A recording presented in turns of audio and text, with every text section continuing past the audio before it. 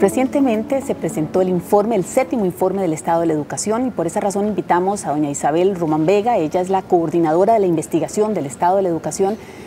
Doña Isabel, bienvenida, muchas gracias por acompañarnos. Gracias, Irene, por la invitación. Bueno, ustedes siempre nos traen mucha información y también muchas preocupaciones. Y yo sé que el interés del Estado de la Educación es dar un campanazo para enrumbar, digamos, de la manera correcta muchos esfuerzos de la educación. Uno de esos aspectos es el tema del docente, que evidentemente es clave en este proceso formativo de chiquitos y jóvenes. Entonces, Isabel, me gustaría que repasáramos un poco cuál es la situación de los docentes, cómo sienten ustedes a los docentes en materia de capacitación, de acompañamiento, de interés. Claro, Irene, tal vez yo quisiera empezar diciendo que el principal objetivo del sistema educativo es que nuestros estudiantes adquieran un conjunto de aprendizajes que les permita desenvolverse en la vida y en el siglo que les tocó vivir, y también de que tengan logro educativo. Esa es la principal razón de ser del sistema, ¿verdad? Y esa es lo que nos debe preocupar y ocupar a todos. Y por eso ya en el informe anterior nosotros habíamos llamado la atención al país de que teníamos que volver nuestra mirada a las aulas. ¿Por qué? Bueno, porque es ahí en las aulas donde se concreta el acto educativo. Claro. Y el acto educativo es esa interacción que se da entre el docente y el alumno, ¿verdad? Ahí ocurre el acto educativo, la magia del sistema, ¿verdad? Y esa interacción tiene que ser de alta calidad. Ahora, ¿qué es lo que nosotros hemos venido encontrando? Bueno, en primer lugar, que tenemos un sistema que no está mirando lo que pasa en las aulas, ¿verdad? Hay un sistema muy complejo, con unas estructuras muy complejas, que funciona de arriba hacia abajo, y que no está prestando atención a esa interacción, ¿verdad? Cuando tenemos un conjunto de nuevos programas de estudio que lo que plantean es un conjunto de nuevos aprendizajes que esperamos que los estudiantes obtengan, y que además esa interacción se dé con ciertas características. Entonces, Isabel, cuando ustedes dicen no miran, va en los dos sentidos.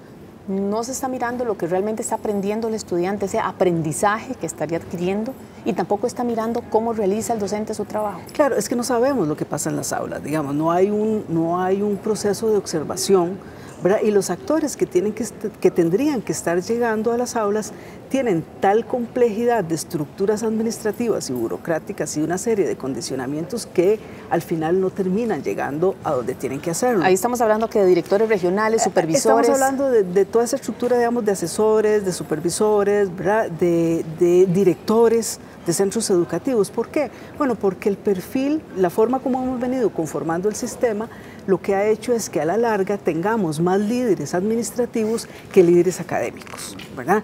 Cuando lo que necesitamos son líderes académicos. Cuando un director de un centro educativo ocupa el 90% de su tiempo en labores administrativas porque tiene que atender una demanda que le viene de arriba, de solicitudes administrativas, y no dedica menos del 10% a ver lo que está haciendo sus docentes y cómo están trabajando en las aulas, ahí tenemos un problema, ¿verdad? Ahí algo está invertido, ¿verdad? Y entonces ahí es donde tenemos que prestar atención. Entonces, todos los estudios a nivel internacional nos dicen que la calidad de los sistemas educativos se mide por la calidad de sus docentes, ¿verdad? Entonces ahí hay como varias cosas que tenemos que prestar atención. En primer lugar, bueno, ¿cuál es ese docente que tenemos? ¿En qué condiciones está trabajando? ¿Verdad? ¿Y cómo está desempeñando su labor? Y ahí hemos encontrado varias cosas. En primer lugar, hay una queja permanente de los docentes sobre esa estructura tan compleja, ¿verdad? Ellos sienten que pesa igual, que lo administrativo los consume, ¿verdad? Ahí hay y en eso tienen razón, porque tenemos un sistema que efectivamente tiene una enorme carga de demandas, de trámites que tienen que estar llenando, y ahí hay un tema. O sea, en su tiempo de clase ellos tienen que estar informando. En su tiempo de clase y en su tiempo de extraclase tienen que estar llenando una serie de solicitudes de miles de departamentos que hay en el ministerio que les están pidiendo información. Y eso es un tema que hay que atender. El otro tema es las condiciones en las que ocurre el acto educativo. Ya desde el informe pasado nosotros habíamos llamado la atención de que teníamos aulas que no reunían las condiciones adecuadas para desempeñar, digamos, para desarrollar con solvencia, digamos, todas las aspiraciones que tenemos de los nuevos programas de estudio. Los programas de infraestructura son conocidísimos en el MEP. ¿Verdad? Exactamente. ¿Por qué? Básicamente porque tenemos un sistema educativo que construye infraestructura, pero que no le da mantenimiento a esa infraestructura, ¿verdad? Entonces tenemos problemas no solamente de equipos, sino también problemas de las características de las aulas, paredes, ventanas, vidrios, cuestiones ambientales, humedad, calor, etc. Bueno, ahí hay todo un tema. Y el otro elemento es ya propiamente el docente, ¿verdad? El docente, sobre el cual también nosotros hemos venido haciendo acercamientos de distinta forma, por distintas fuentes, ¿verdad? Uno de los resultados de los informes anteriores que nosotros habíamos encontrado es que por encima de las becas, por encima de la situación económica de las familias, por encima de cualquier otro factor, el docente es el factor que más hace la diferencia en términos de los resultados educativos, ¿verdad? Entonces, bueno, aquí esto nos ha llevado a ir desarrollando cada vez más observación, ejercicios de observación en el aula, ¿verdad? ¿Un poco para qué? Bueno, justamente para ver qué es lo que pasa ahí y también para, de alguna manera, estimular al sistema para que empiece a desarrollar esos ejercicios de observación. Pero, doña Isabel, de acuerdo con los resultados de este séptimo informe, los problemas son grandes e importantes, ¿verdad? Estamos hablando de formación, que de acuerdo con los datos de ustedes, por ejemplo, el hecho de que no les guste leer a los profesores, a los maestros de español, que son los encargados de enseñar a los chiquitos, sí, que no se responda al perfil ideal, incluso que ustedes habían elaborado como un ensayo, por decirlo así, que solo el 32% dice que se siente capacitado para ejercer lecciones. Entonces uno dice, ¿qué está pasando? Sí, ahí hay, entonces, bueno, eso son parte de las cosas que vamos encontrando, ¿verdad? Un hallazgo efectivamente importante es el tema de la formación inicial de los docentes. Y ahí hay una fuerte responsabilidad de las universidades que están formando a los docentes. Que en su mayoría, ¿verdad?, son universidades privadas, ¿verdad? En la mayoría son universidades privadas, pero también hay públicas. Sí, sí, ¿verdad? sí. O sea, son culpas compartidas, digamos. Digamos. Ahí básicamente lo que nosotros hemos encontrado es una brecha entre los programas del ministerio y los planes de formación que no se encuentran, ¿verdad? O sea, nosotros tenemos una reforma curricular que se ha hecho en los últimos 10 años de avanzada, en términos de que tenemos programas que son de calidad mundial, como el programa de matemáticas. El de matemática, ¿verdad? O el de preescolar, que tiene en su corazón el tema de la lectoescritura. O el de español, que apunta a las habilidades, al enfoque comunicativo, ¿verdad? Y así en los distintos programas. Pero ¿qué pasa? Encontramos que los planes de formación en las universidades distan mucho, digamos, es más, ni siquiera en muchas de esas universidades que más gradúan docentes se estudian los programas del ministerio, ¿verdad? Hay un divorcio total. Un divorcio, hay una brecha que hay que cerrar. Nosotros lo hemos documentado para preescolar, para inglés, para matemáticas y ahora para español. O sea, en la elaboración no participan las universidades, ni tampoco el MEP está comunicándole a las universidades los cambios. Ahí hay una falta, digamos, de relación, ¿verdad?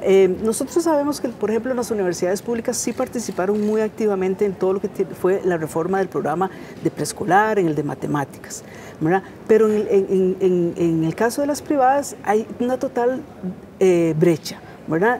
Y además, no es que el ministerio se acerca a las universidades que más gradúan docentes y les dicen, vean, señores, ustedes son los que están graduando más docentes, este es el perfil del docente que necesitamos. Claro, porque el MEP es el principal empleador de todos estos docentes, entonces deberían tenerlo en consideración. Exacto, eso debería ser una relación no espontánea, sino formal, y decir, vengan para acá y pongámonos de acuerdo. Entonces ahí hay una brecha importante.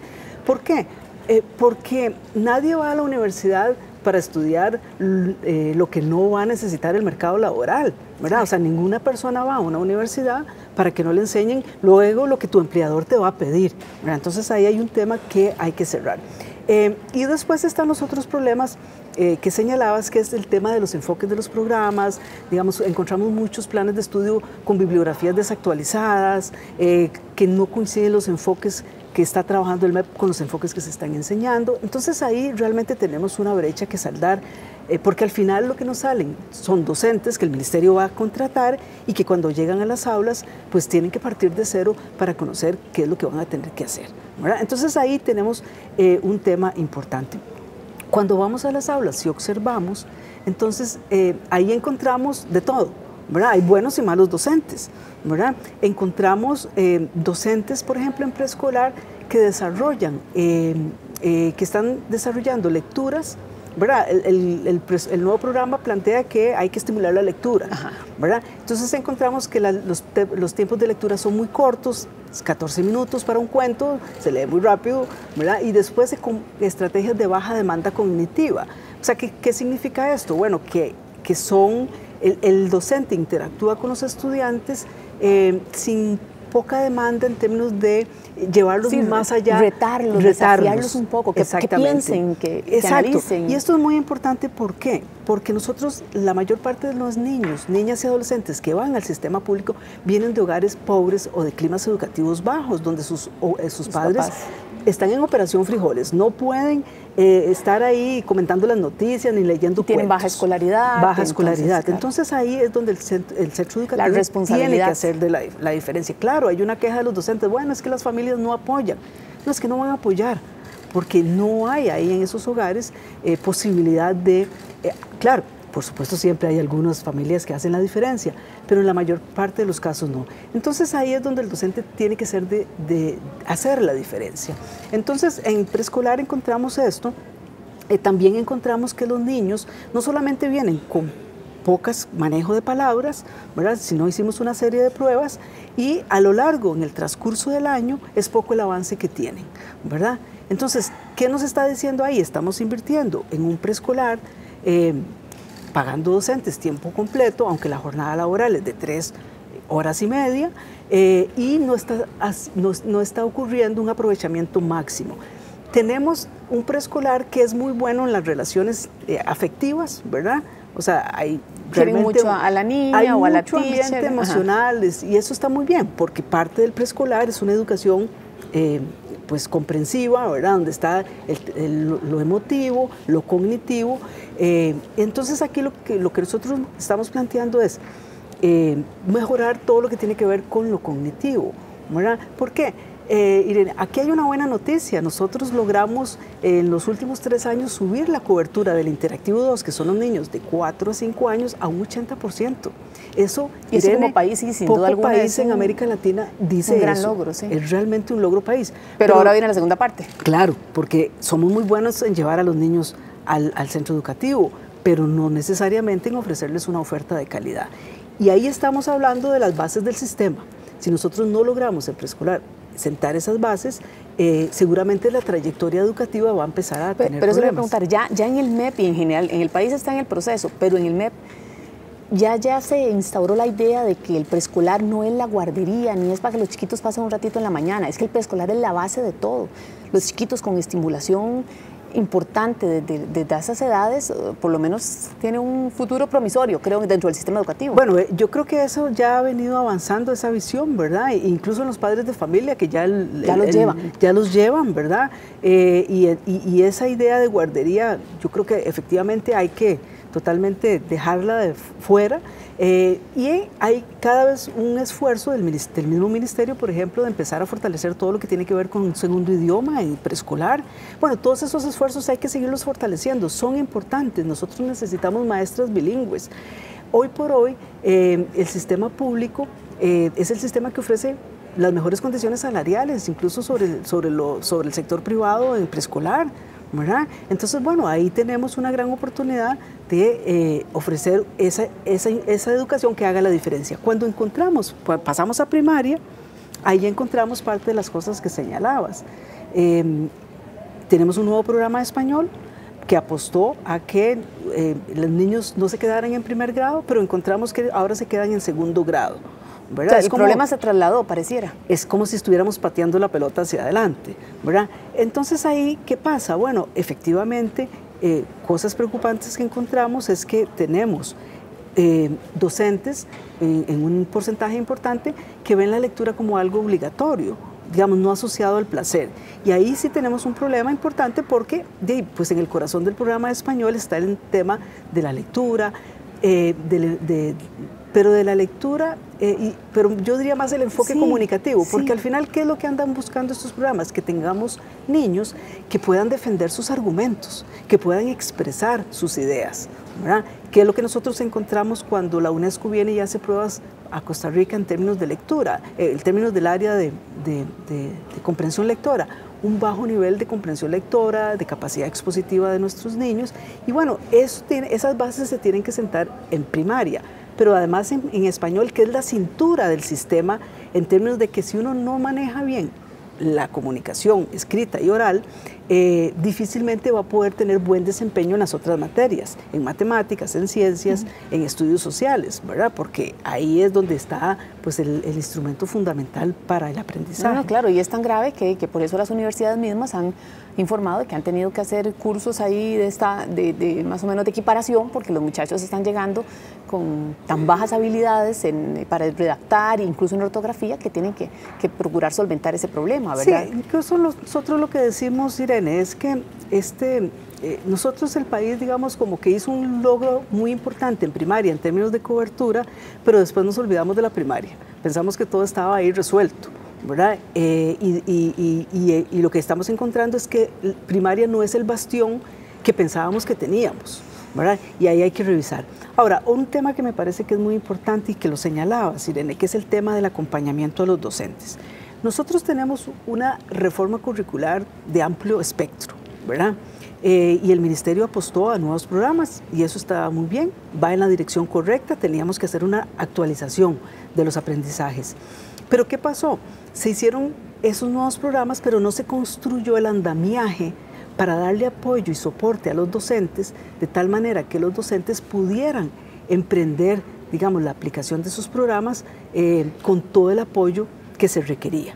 Entonces, ¿qué fue lo que pasó? Hicimos capacitación de los nuevos programas con las formas tradicionales, el enfoque de cascada, ¿verdad? Que es el enfoque de cascada, es que el asesor nacional va y capacita a los asesores regionales van y capacitan a los docentes, y depende de cómo los asesores regionales entendieron al asesor nacional, de ahí eso varía por regiones, ¿verdad?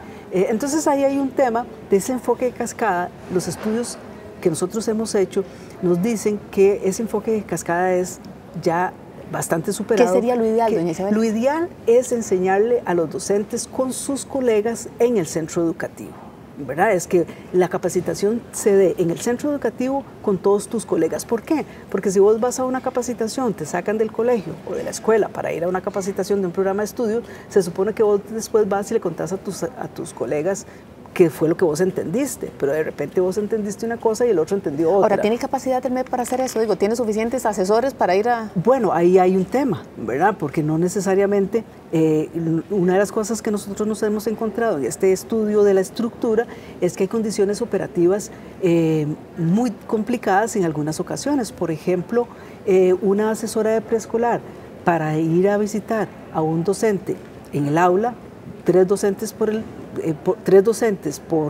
centro día, educativo, por centro educativa, tendría que dedicarse de todo el año exclusivamente a eso, ¿verdad? Y no hacer nada más, ¿verdad?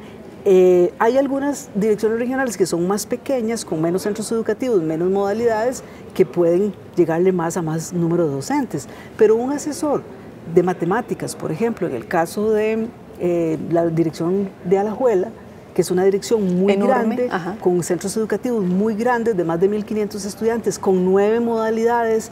Un asesor de matemáticas tiene que enfrentarse a eso y tendría, o sea, realmente prácticamente es imposible para él llegarle a todos los docentes. Entonces, aquí hay que repensar las estrategias, y las estrategias pasan por un cambio de organización a nivel del centro educativo.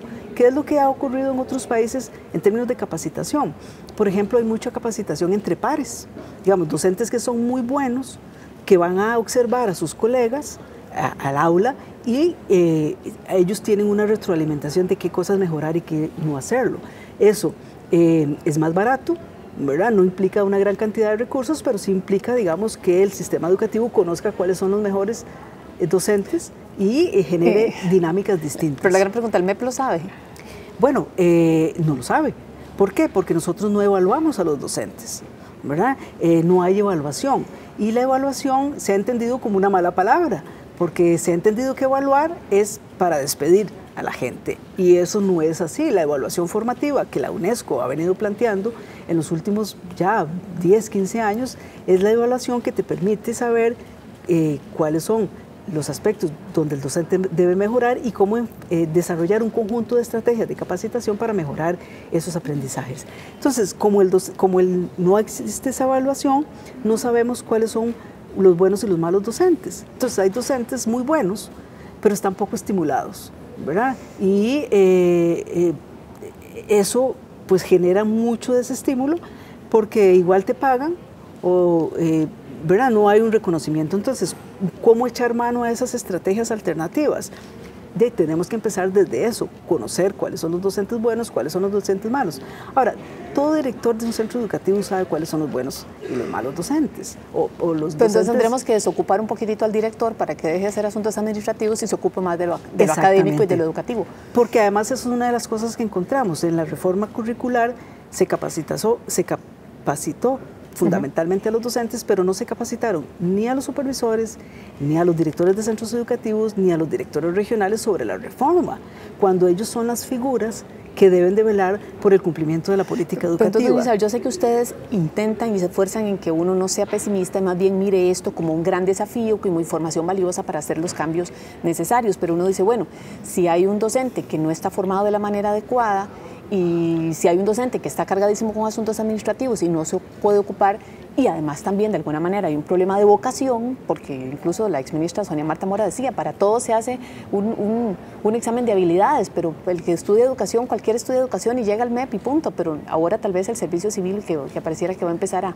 evaluar un poquito la aptitud, si hay aptitud para ser educador, entonces uno dice la combinación no es buena y la urgencia de muy buenos docentes es, pero así, de llamada de a gritos, ¿verdad? Bueno, por eso es que este informe plantea fuertemente que necesitamos un cambio urgente en el status quo, ¿verdad? O sea, en este momento, esta forma de organización que tenemos no nos va a llevar al puerto que queremos, ¿verdad? Necesitamos dar golpes de timón, ¿verdad? ¿Qué es lo que pasa? Hoy estamos en una coyuntura en la que es el peor momento para recortar en educación, porque ahí podríamos cometer los errores de los años 80, pero también es el peor momento para mantener el status quo. O sea, hoy tenemos que tratar de hacer más con menos, porque la crisis fiscal pues cada vez pone más restricciones. Necesitamos hacer más con menos, pero además necesitamos hacerlo con prioridades, estableciendo prioridades, y además hacerlo a partir de metas muy concretas, ir al punto de las cosas donde tenemos serios problemas. Por eso es que este informe apuesta por un plan de emergencia en los próximos años que atienda a dos áreas estratégicas, docencia y gestión. Claro. ¿Verdad? ¿Docencia en qué? Bueno, lo que decía, necesitamos realmente hacer un cambio en la forma de cómo estamos escogiendo a quienes estudian educación en las universidades, qué está pasando con la acreditación de las carreras, ¿verdad? Este es el único país donde la acreditación es voluntaria no obligatoria, y no obligatoria. Dígame, ¿en cuál país eso ocurre? ¿Verdad? Necesitamos un marco nacional de desempeño docente que establezca un conjunto de estándares y que le diga a las universidades, no importa si son públicas o privadas, mire, este es el docente que queremos, es un docente que maneje idiomas, es un docente que maneje tecnología, es un docente que esté conectado con los programas del ministerio, digamos, un perfil, un conjunto de estándares de calidad que se cumplan. Necesitamos cambiar las formas de contratación. Bueno, esas son cosas muy específicas que hemos venido avanzando, pero muy lentamente, con un movimiento muy inercial, ¿verdad? Y la inercia no nos alcanza. Ahora, pregunto, todo este diagnóstico que ustedes hacen periódicamente, ¿esto le llega al MEP? Yo sé, la ministra estuvo, doña Giselle Cruz estuvo y conoció los informes, pero digo, ¿cuánto de esto penetra? ¿Cuánto de esto cala? ¿Cuánto de esto se transforma en cambios? Bueno, nosotros como Estado de la Educación, pues lo que tratamos es de generar la información para provocar un debate informado, ¿verdad? ¿Por qué digo esto, Irene?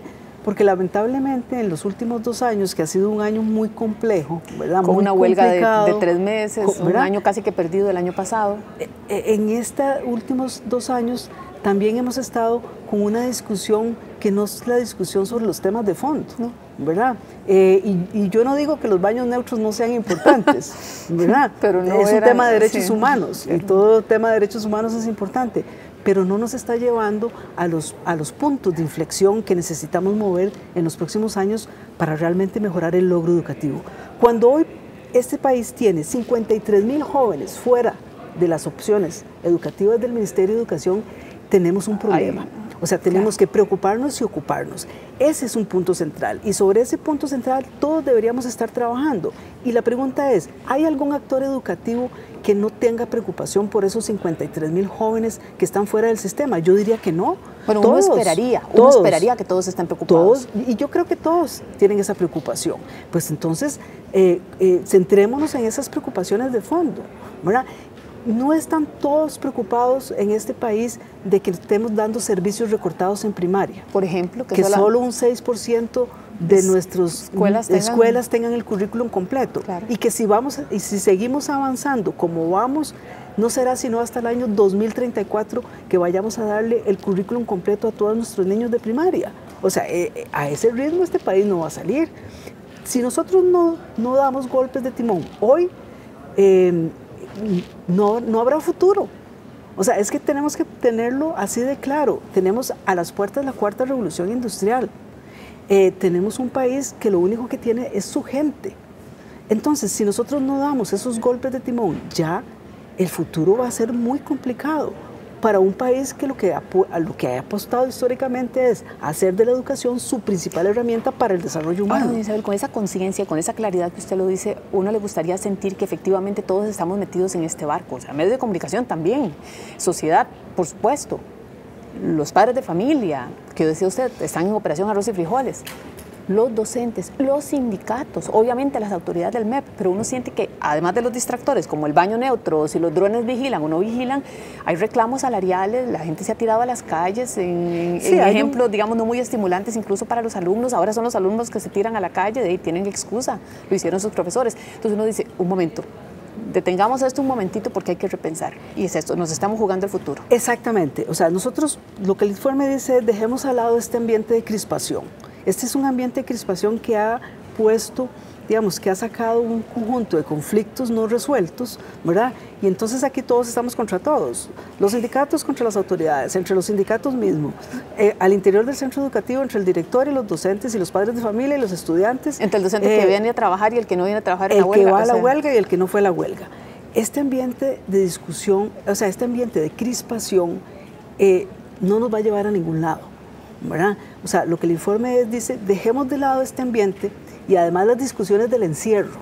¿Por qué? Porque estamos como en una jaula, ¿verdad? Estamos en una jaula con un conjunto de barrotes que no nos dejan avanzar y esos barrotes son un conjunto de concepciones, de prácticas y de formas de hacer las cosas que tenemos que superar, ¿verdad? Y dejarlas atrás y salirnos de la caja y empezar a reinventar y a repensarnos. Ahora, ¿por qué soy optimista?